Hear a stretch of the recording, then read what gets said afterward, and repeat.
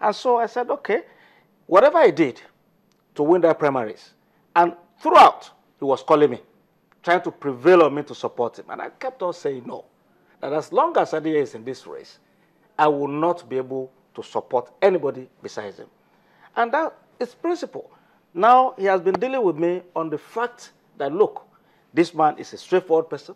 He would speak his mind, which I did, and I think we respect each other very mutually on that. But the issue of when you quarrel with somebody, look at the same Fayose. When you were doing the run in APC, he was the darling of APC, of, well, AC at that time. You brought him, even Professor Aluko, who was the greatest critic of Fayose.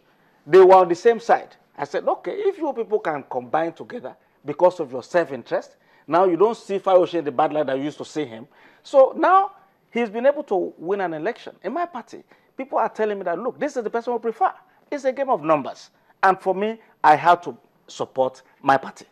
And that means whatever the choice of my party, which happened to be Fayose, I am 100% behind him. And that's, I have no regrets about that. So, my take quickly. Yes. I mean, you mentioned that I was one of the most critics of Ayo Fayose in 2006. What separated me and E11 was the issue of Fayose. Maybe I should tell you today. The initial arrangement, the initial plan. Sorry, can you clarify what is E11? E11 is a group of Ekiti, they call it Ekiti 11. A group of professionals that came together in Lagos at a point to ensure that Ayo Fayose did not return for the second term. That was the primary objective of E11. And what was the reason for that? You know politics. We say, okay, Ayo Fayose, we want another person who is not decent enough. Do you have any specific thing that made you, as a member of that E11, to say that you don't want him back? Well, see... Or was it all politics? It's all politics. See, let me tell you something. Some of the things you saw in the pages of newspaper or that were over-bloated, some of the things they said about Ayo Fayose were never the true position of this man. Ayo is a person that I've been very close to him recently, and I can tell. Apart from the fact that people were saying, "Oh, he's born again, he's a changed person," he's a very truthful person. He's a person that follows his principles to the latter. He's a person that follows his words to the latter. The elites may not like Ayo Fayose, but he's a man of the people. He's a man of character as well. Let me say something. I had a distinction between myself and that group of people because they removed Ayo Fayose the way I never wanted. What we agreed. Well, you wanted him. No. We said second term. We won't allow him to do a second term. All of a sudden, they cook up a lot of things. Most of the things that happened in 11, I never supported them. We separated. Were you a member of the PDP then? No, I wasn't even in the PDP. But those who removed him were not particularly members of the opposition. The 11 is a combination of PDP, APC, AC then, not ACN, AC then. We're all together as professionals in Lagos. It was not political. Just a group of professionals, Ekiti professionals. But we have. But you had your leanings. Yeah, we have the belief that, look, we want to be part of electioneering in Ekiti State. We want to be part of the politics of Ekiti State. We want the right person to govern Ekiti State. And at that time, we were looking at certain individual, for 2007. And that was the same process that produced Kayode Fayemi and Engineer Shegboni, because they were members of E11. We're all together. And we said, okay, at the beginning, we said, either Kayode Fayemi or Engineer Shegboni, whoever wins the primary, we're going to give support to the person, whether PDP or AC.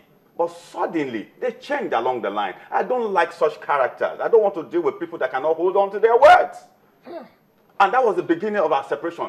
And ever since then, since they removed Ayo Fayose illegally, I'm saying now, illegally, that guy was removed illegally. It was not a thorough process. But they painted it to let it look as, oh, it was a thorough process. It wasn't a thorough process. I know exactly what happened. Okay. You weren't part of us. I invited you. I said no. You weren't part of us. But I know. I was an insider, and I know exactly what happened. And it was not right. And I said, okay, because you want to remove this guy illegally, I can't do with this. My conscience will not allow me to do with this. And I separated myself from that group ever since then, till date. Okay. All right. We have to wrap up now. Yeah. So, final, in closing then, you've seen the election, you witnessed it, you were there, you had your experiences, which you have summarized for us this morning, and you've seen the aftermath of the election. So, in summary, where do you see Ekiti State going from here on? Well, I'll expect that Dr. Peter Fayemi would. Unfortunately, Fayemi is living very, very huge-sized shoes. That's nobody can deny that. Either they say it's billboard or whatever it is. I came to this same studio and I showed testimonials, documentary-backed evidences of what he has done. The things I've cited that now, they have not controverted it. I'll expect that he will get into office, and I wish him well. I'll expect that he will get into office and try within his own capacity To beat. if not to be, to maintain. It is not, you see, when you say the greatest leaders of their times, let me tell you, truth goes 3 stages. Initially, it is violently opposed. Secondly, it is seriously controverted. Opposition, violently. Controverted, secondly, and then it becomes self-evident. That is third stage of truth. Every truth must go through that process. I wish him luck. There's no sense of loss. And Dr. Fayemi has demonstrated that. Power must have purpose attached to it. Okay. It's a coin with 2 sides. Okay. When you have power, there must be purpose. Yes. So I expect Same that question, is a child. Yes, I was going to... In closing, In closing, the issue of this local government creation, Fayemi is still in power, is still the governor, but to create a local government, which under, you are a lawmaker, the Constitution, Section 8, 3, Yes. stipulates how Yeah. the process should be. You know, as far as this country is concerned today, no governor can legitimately create local governments. Creation of state is the business of state. No, creation. Let me tell you, that's not correct. No. Creation of local governments is the business of state. However, it must be ratified by the National Assembly.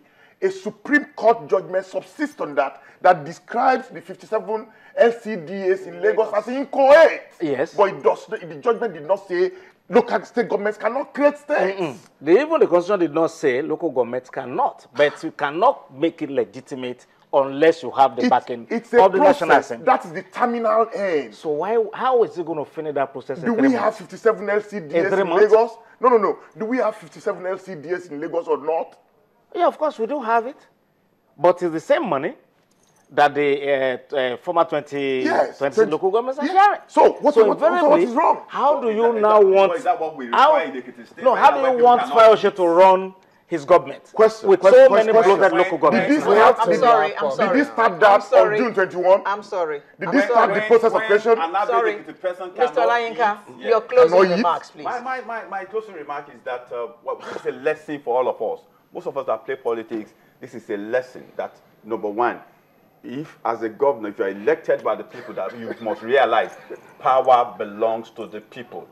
You must know that at any point in time and don't detach yourself away from the people you govern. And secondly, I see no justification for what Fayemi did all through his government by borrowing money to do certain projects in Ekiti State that does not directly impact on the life of the people. You know, like you were giving one? Excuse me. Like you which were, one? You were giving money out. Excuse me. You were giving money out 5,000 to the elderly people, and they have 4 or 5 children at home who are not working. You have to create jobs. The only industry what we have in Ekiti State that is job creation is not just for states. The entire country has but in a state where we have just one industry, the textile industry in Ado Ekiti, and the federal government were giving money out to revitalize most of these industries, and my governor, Dr. Fayemi, could not ask for such money. Instead of that, they divided the textile industry to lock up shops and will paint the entire place. Is that the governance that we want? Mr. Olayinka, for the elderly, I'm sure 5,000 is better than nothing. 5,000 for a woman that has 4 children or 5 children that are roaming the streets. Better than nothing. But And you go ahead to increase school fees on top of that? 5,000 naira for a woman with 4 or 5 children at home without food.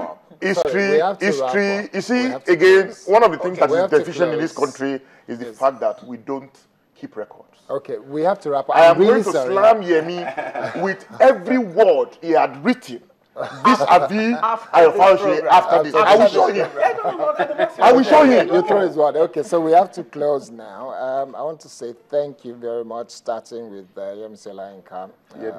Yemi Olayinka. Is it Yemi or Yemi? It is Olayinka. Olayinka. Thank you. Okay, my bad again.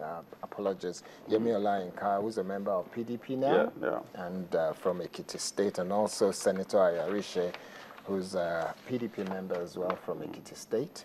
And thank you very much, Congressman Honorable Bimbo Daramola, APC member. Thank you very much. The two won't go together. Yes.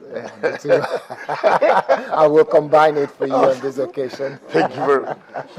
All right. It's been great having this conversation on the aftermath of Ekiti governorship election. We'll be back with another very interesting conversation. So don't go away.